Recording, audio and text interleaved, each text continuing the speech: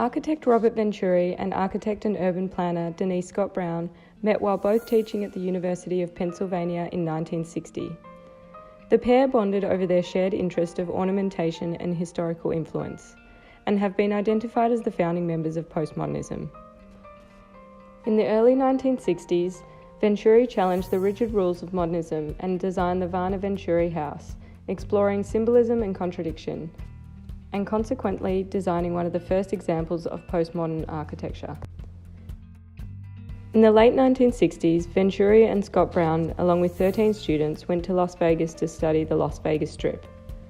The book, Learning from Las Vegas, was published in 1972, and their findings explore commercialism, signage, symbolism, and historical influence in the context of the highly commercialized setting of the Las Vegas Strip. The book continues to be a significant piece of literature and is still widely used in many architecture schools today. In this presentation, we will analyse the main findings of the book, including the key identifiers of postmodernism. We will also further explore the roles of signage and commercialism, as well as how Venturi and Scott Brown identified building typologies associated with postmodernism.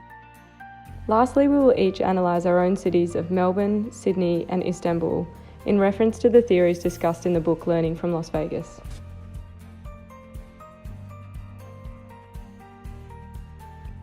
Postmodernism first arose as an architectural style in the early 1960s and began to flourish during the 1980s through the 1990s. The style was predominantly founded and introduced by the husband and wife team Robert Venturi and Denise Scott Brown, and presented to the public through their book Learning from Las Vegas, released in 1972 with co-author Stephen Eisenhower. Postmodernism was a direct response and retaliation to the strict rules and limited freedom of the modernist movement. It fought for the reintroduction of ornamentation, symbolism, and historical precedents, and explored relaxed rules of style and architectural influence. Postmodernist designers were encouraged to use a wide and varied toolset while designing, including drawing inspiration from a range of historical contexts and using as many methods and materials available to them, a stark contradictory to the austere modernist style. Modernist architect Mies van der Rohe was famous for saying, "Less is more," to which postmodernist Robert Venturi's response was, "Less is a bore." Although varying widely in their appearance, the characteristics of postmodernist buildings were relatively unified, most notably the way that form was used playfully. Buildings were often rich in symbolism and historical context, and this can be seen in Robert Venturi's design of his mother's house, which references a symbolic picture of a house from the 18th century, with its use of symmetry and the archway over the entrance. Here we will further explore symbolism and historical influence. Modernism was a new style of architecture with a rigid set of rules. However, postmodernism was a style of architecture that wasn't afraid to embrace the old style of ornamentation and asymmetry. It was about not being tied down by a strict set of rules, and allow experimentation in architecture to occur. It instead encouraged architects to look at the past to influence their future designs. Postmodernism wanted to work with the forces of commercialism and popular culture, instead of searching for ideal forms stripped of decoration or the influences of history. Postmodern architecture embraced history and was full of references to it. In an interview, Venturi said, "I had employed historical reference as a way of analyzing and learning. I did not propose imitating historical buildings." As teachers, both Venturi and Brown encouraged their students to copy from the masters, with Venturi saying, "It is better to be good than original." We learn from the past. Not everyone wakes up with completely original ideas that weren't influenced by something or someone before it. During the 1960s, they found the reference to history exciting and new. However, it was just a form of evolution, as Venturi puts it. Modernist slogan was, "We're starting again." We are not starting again. We were evolving.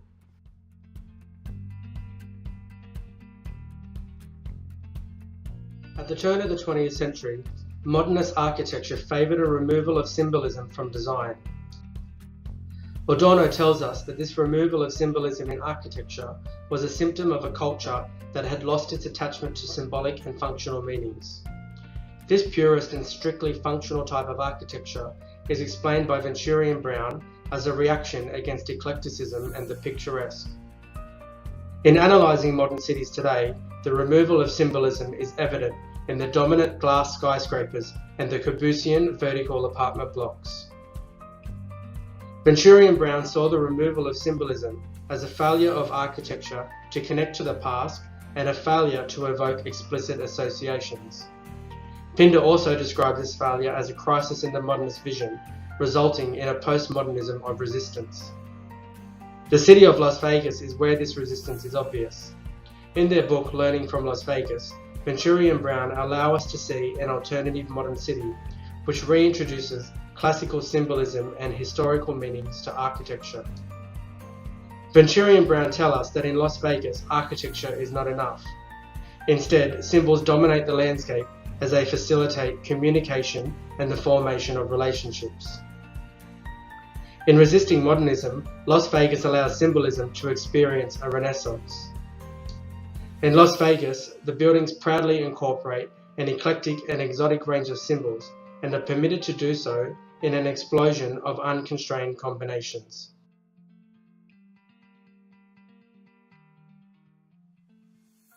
Their book, Learning from Las Vegas, was a description of what I believed was the direction they saw design heading in with the growth of automobiles, and with the influence of commercial design that has become incorporated in many new countries influenced by Western ideals of capitalism, allowing consumerism to influence their design of architecture. Australia is one of these countries as it is quite new and always seems to be following behind in America's footsteps. Postmodernism accepted consumer culture and wanted an architecture based on a multitude of references. This is where capitalism found the fire to grow within architecture. However, in some cases, it left something to be desired. Their buildings were mostly about moving merchandise and lacked any architectural influence or sense of style. This is where the theory of the duck and the shed were formed, looking at the two styles of building that seem to be imprinted within the suburban layout. This commercialism isn't just in design of its restaurants and stores. I also see this within casino and bar designs within Vegas. Take Caesar's Palace for example. It looks like a Roman palace with waitstaff in costumes serving guests and allowing them to enjoy the fantasy that they can live like gods. Vegas was designed around the idea of pleasure, and this is what it achieved with its lightness and ability to engulf the visitor in a new role. As Venturi and Brown put it, postmodernism is the inclusion of the daily in the surrounding, sacred and profane. This is what modern architecture lacks.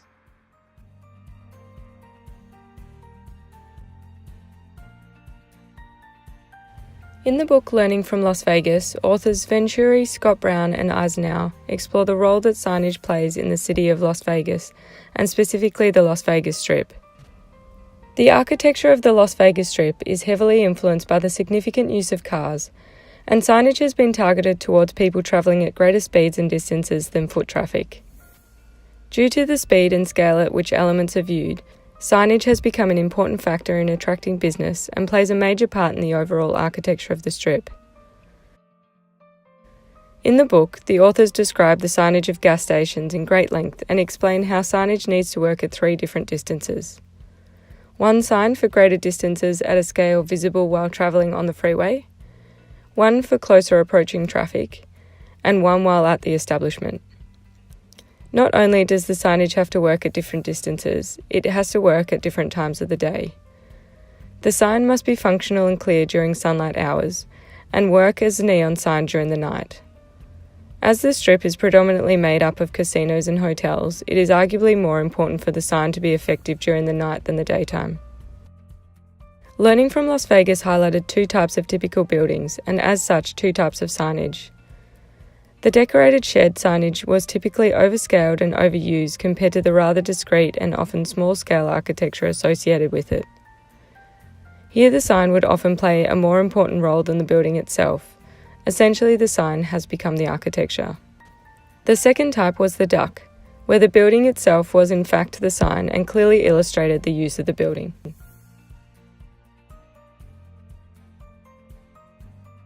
Venturi and Brown's examination of highway architecture reveals to us that the sign in front of a building is more important than the building itself.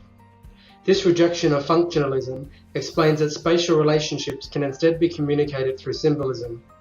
This idea is best understood as a decorated shed. Decorated shed architecture is a result of what Venturi and Brown call the rule of Route 66.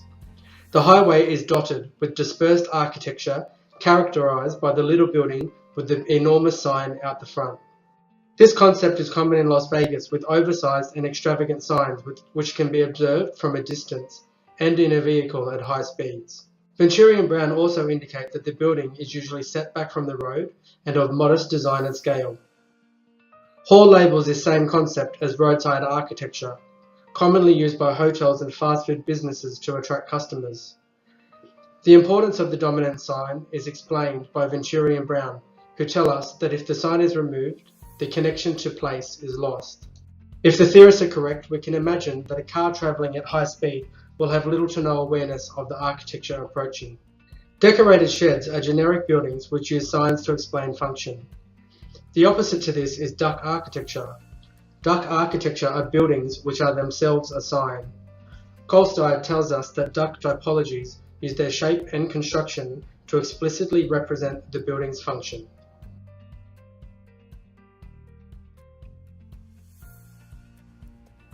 Melbourne is Australia's second largest city and experienced a boom in architecture following the gold rush during the 1850s.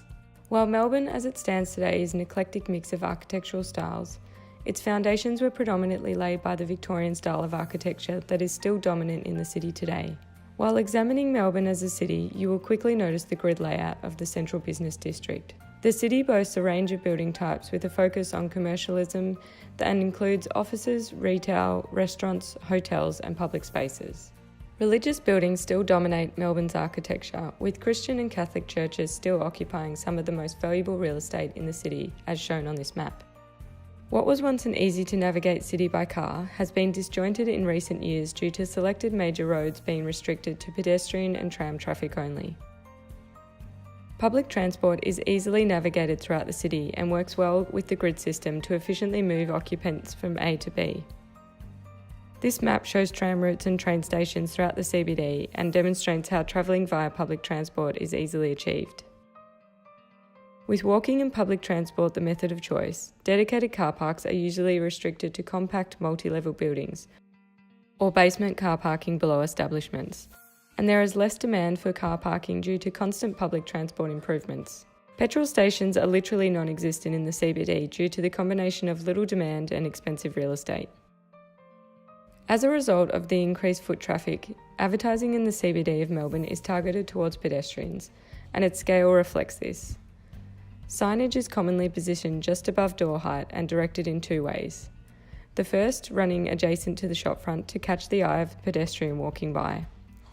The second is directed towards the street to catch the eye of pedestrians on the opposite side of the road. Text on signage is rarely bigger than 1/2 metre in height, so as to not be too large a scale to read at close distances. Cars travelling through the city are usually moving at slow speeds due to congested traffic, so signage is able to be at a smaller scale, as it is easier to read. Although signage is evident throughout Melbourne City, it is incomparable to the scale and extravagant nature of the signage of the Las Vegas Strip. This could be assumed due to the lack of car traffic in the city. Where we start to see similarities between Melbourne and Las Vegas is middle suburbia. Here, major roads are often lined with decorated shed-type buildings, as identified by Venturi and Scott Brown in the book Learning from Las Vegas. Common buildings on major roads include major warehouse chains such as Bunnings or Harvey Norman. Signage is scaled up to suit the greater speeds that car traffic is travelling, and we can also observe the similarities between car parking being positioned to the front of the establishment, with the building set back from the road. The postmodernism movement has definitely influenced the Melbourne skyline, with an eclectic mix of postmodernist buildings scattered throughout the city. Most notably, the Arts Precinct features a number of postmodernist buildings such as the Victorian College of the Arts, designed by Edmund and Corrigan, and ACCA, designed by Woodmarsh. Both buildings display a playful use of form and scale. Symbolism is evident throughout the city of Melbourne and can be found in unsuspecting places such as this commercial building in the north of the CBD on Albert Street. The square facade of the building is decorated with a symbol of a typical shaped house. displaying the contradictory of commercial versus domestic as discussed by Venturi and Scott Brown. With a growing population and a greater demand for better public transport, Melbourne City has become a pedestrian-focused area. It is evident in the CBD that signage is scaled down and directed towards pedestrians. In contrast, the outer suburbs are still very much car-focused, and here we can observe many similarities with the Las Vegas Strip. Sydney is a city which existed before the influence of the modern car and highways. Nevertheless, its growth and evolution into the city we know today share many attributes to the Las Vegas model. Sydney's Great Western Highway is a commercial stretch which connects the city centre to the western suburbs. We will observe its similarities to the highway architecture of Las Vegas, as well as its use of signage, symbolism, the decorated shed, and postmodernism. Sydney's highway adopts Venturi and Brown's Route 66 model. We can observe the same monumental signs with buildings set back from the road. The proximity of the highway to the city results in a dense organisation of signs and buildings which must work hard to gain attention. It is this density which closely resembles the landscape on the outskirts of the Las Vegas Strip.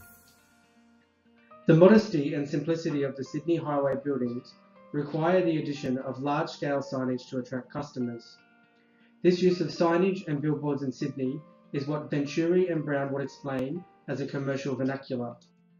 It is also what they call an architecture of communication, by which a traveller is bombarded with signs for both navigation and for commercial advertising. As can be seen in this image, the challenge is often discovering which sign has the most relevance to your journey. The decorated shed is the dominant architecture on the Sydney Strip. The most obvious example are the petrol stations, Bunnings Warehouse, Officeworks, and other food franchises. Just like in Las Vegas, the form of the shed could be adapted to almost any function, allowing the signage to indicate its purpose. These decorated sheds are also set back in the Las Vegas highway style to allow for car parking at the front of the building. This is highlighted in purple. The symbolic elements on the highway are most evident in the luxury car yard locations. In the Sydney model, the car yard appears to take the place of the casinos. In these spaces, the decorated shed is more ornamental. Their shiny and extravagant facades serve to create an atmosphere which convinces a customer to spend considerable amounts of money. Here, the building actually becomes a sign while symbolising luxury. The CBD of Sydney is the final destination of the highway where it merges to become George Street. George Street shares similarities to the Las Vegas Strip as a dense hive of activity, both spatially and socially.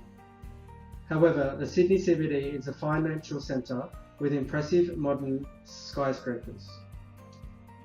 The serious financial city does not embrace the whimsical nature of postmodernism which we see in Las Vegas. Instead, it embraces functionalist forms of modernism which remind us that the financial sector is reliable, accountable, and strong. These same themes are also reflected in the classical forms of the original banks which still stand alongside the modern glass towers. Las Vegas and Sydney are vastly different cities.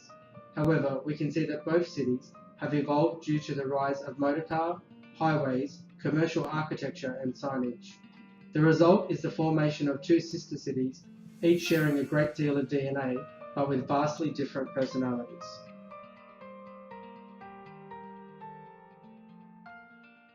Turkish architecture has evolved over the 20th century since the Republic of Turkey was formed in 1923 after the Ottoman Empire collapsed. In its first year, Turkey's architecture was still influenced by Seljuk and Ottoman architecture. It wasn't until the 30s when the architectural style began to differ with foreign architectural influence. After World War I, it was a fascist style of architecture, trying to appear modern but nationalistic. It wasn't until the 50s when Western influence began to hit Turkey, with modernism sweeping through and closely followed by postmodernism. Some of the more obvious forms of postmodernism were summer resorts and tourist developments, kind of like the Roman-style casinos built in Las Vegas. These symbolic and outrageous buildings were built for beachside resorts as tourist traps. However, a closer examination of a city like Istanbul shows a more modest style of architecture, with brick houses, functional apartment buildings, and shared paved roads. Within Istanbul, the roads are intertwined and small, making vehicle access tight. Istanbul has grown bigger in recent years, with large skyscraper and apartment buildings beginning to form Istanbul's skyline, even overpowering historical buildings, with petitions by locals and government officials to tear down these skyscrapers. However, many of its low-cost housing still follows the old style of functionalism, still lacking a lot of symbolic architecture. Even their skyscrapers and contemporary work lack real symbolism.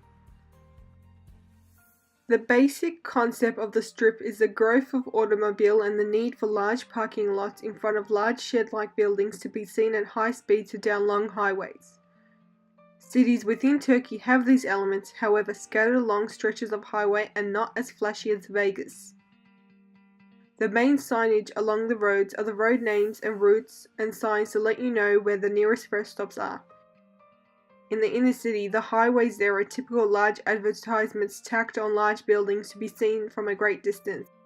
Examination of Turkey's highway would be quite pointless as they are mainly used as connection points between states. While driving down these highways, you will come across the typical Western-style gas station with a large lit-up sign along the road, with a small shed-like diner next to it. Istanbul is designed for small cars and lacks parking within city limits, unless you go out of the city border to large shopping malls, factories, warehouses, and IKEA. Istanbul is mainly based on foot traffic and is affected by commercialism, but not as flashy as Vegas, with basic printed signs placed over windows and doors with a classical style of architecture. This style of signage is similar to the inner city of Melbourne. The only flashy architectural facades that exist around Istanbul are the new big shopping complexes and hotels, with a more luxury feel than the local facades that everyday locals use. Therefore, within my analysis of learning from Las Vegas and Istanbul, I have found limited similarities, mainly due to the lack of automobiles in Istanbul and the more modest culture of Turkey. I have, however, found similarities with Melbourne's CBD layout, which also caters to pedestrians more than cars. In comparing Las Vegas to our own cities, we learned that the rigidity of modernism cannot exist in isolation. Instead, we discover that the commercial influences of postmodernism are particularly dominant in the highway architecture, which channel us toward and through our cities. In each city, the highways have a dominant commercial vernacular, which adopt the Route 66 model. The model shows that most buildings are decorated sheds, which are set back from the road to allow for parking. In the same Las Vegas style, the sheds are modest and as such require the use of large signs to attract attention. These signs must be visible amongst a dense, competitive landscape and must be visible from a distance and in a car at high speeds. Las Vegas embraces postmodernism to the extreme, using ornament and reintroducing historical references. Our own cities, however, are a clear hybrid of architectural styles which come together to form a unique identity. Venturi and Brown's study is important, as it allows us to see that our cities require postmodernism to help us to navigate effectively and to use its commercial symbolism to understand our place in the world. Thank you for listening.